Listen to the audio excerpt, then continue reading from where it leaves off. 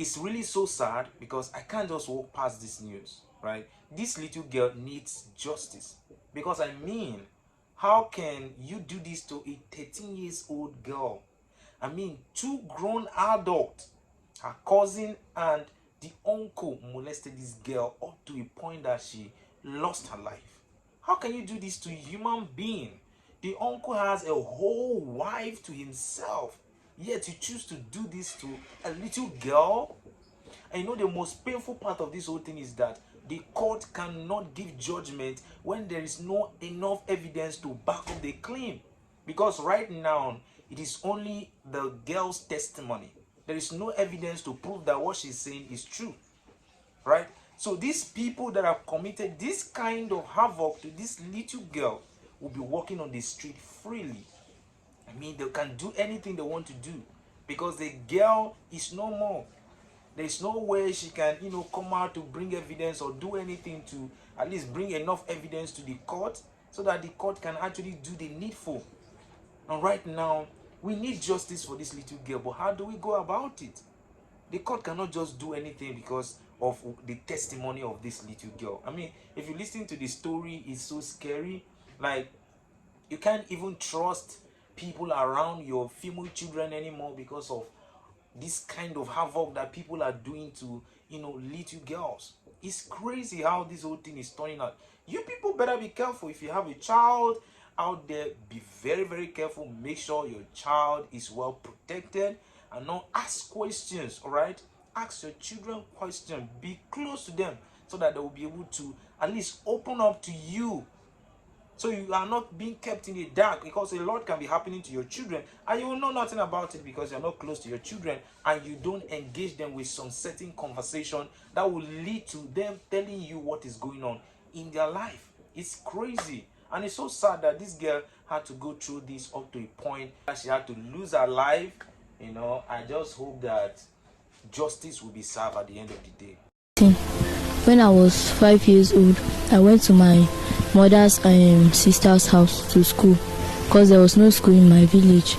So when I went there, when I was 8, the son started sleeping with me. Then when the sister caught him, the sister then reported him to the father. Then the father scolded at him, and that was when the father started. So September, when I went to school, I was not feeling fine, so I came back home. I went to Federal Medical Center in Makurdi here.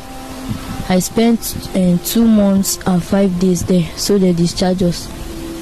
When I now came home, then that was when I told my mother that when I was in my uncle's house, my uncle and his son, they were sleeping with me. If you listen to this girl's testimony, it's so sad. And again, Cameroon is passing through a lot right now. Cameroonians are saying no. The president that was re-elected is not who we voted for.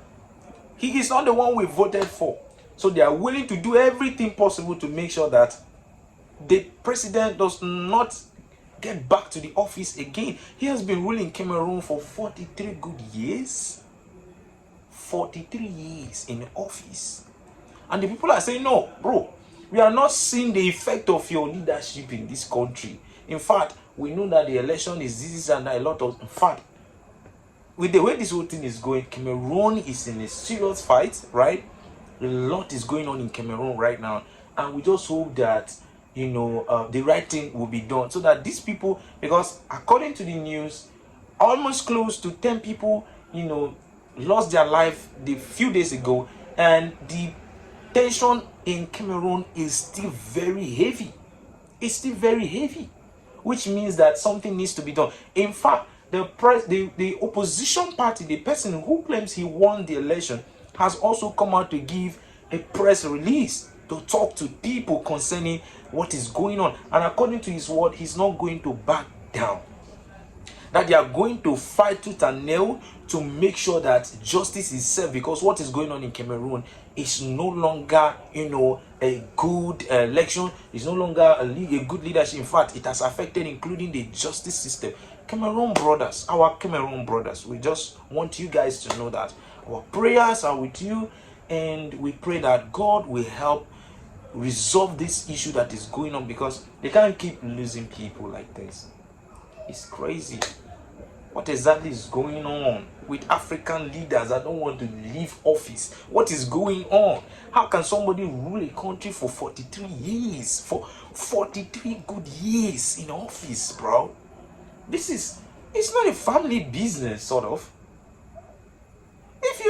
Come on. Damn. Let's listen to what the one who won the election, who claims he won the election, said. Listen to him. My dear compatriot, my fellow citizen Cameroonian, brothers and sisters in the diaspora. Today, a dark chapter in our country's history has come to an end. The Constitutional Council has just announced truncated result, awarding a fictitious victory to the outgoing President Paul Biya. In so doing, this institution has turned away from its mission as a guardian of truth and democracy to become a partisan body and enemy of the sovereignty of the people. Yet, the truth of the ballot is clear. The official report from our polling station, compiled and secured by our representatives across the country, demonstrate unequivocally that we won this election by a large majority. This victory is not mine alone. It belongs to the Cameroonian people. At this moment, I wish to pay a solemn tribute to our brothers and sisters who fell in the bullet of a regime that became criminal while they were peacefully exercising a universal right. Their sacrifice will never be in vain. Their blood reminds us that freedom, justice, and dignity are worth more than fear and repression. People of Cameroon, you turned out in large number despite intimidation and threat. I thank you. This time, they will not stop us. We have already won. No falsified proclamation can erase the legitimacy given to us by ballot box. We demand an immediate end to the barbaric act, the killing, the arbitrary arrest, and the intimidation. Setting a country ablaze and drenched in the blood simply to cling to power is not only a moral failing, it is a crime against the people and against humanity. I solemnly declare that the people will not back down. We will not yield to fear or to manipulation. We remain united, mobilized, and will continue to resist until final victory. As with in our neighbors in 2010, legitimacy will triumph over instrumentalized legality. Cameroonians must understand and remain convinced that no one will bring about this change for them, because once again, there is no dignity for those who expect everything from others. The founding father did it. Let us prove ourselves worthy of the legacy that they left us by rising to this challenge, regardless of its complexity and difficulties. The international community must now take responsibility. Everyone will have to answer before history and before international courts for the side they took, the side of the people or the side of oppression. My dear compatriot, the time has come Let us stand tall and strong, determined, but peaceful. For our strength lies in our unity, and no one can take our victory away from us. Long live a free Cameroon, long live the sovereign people, and may God bless. So apparently this is what is happening in Cameroon right now. And again, we want to say justice for Ochanya. This case cannot just go like that.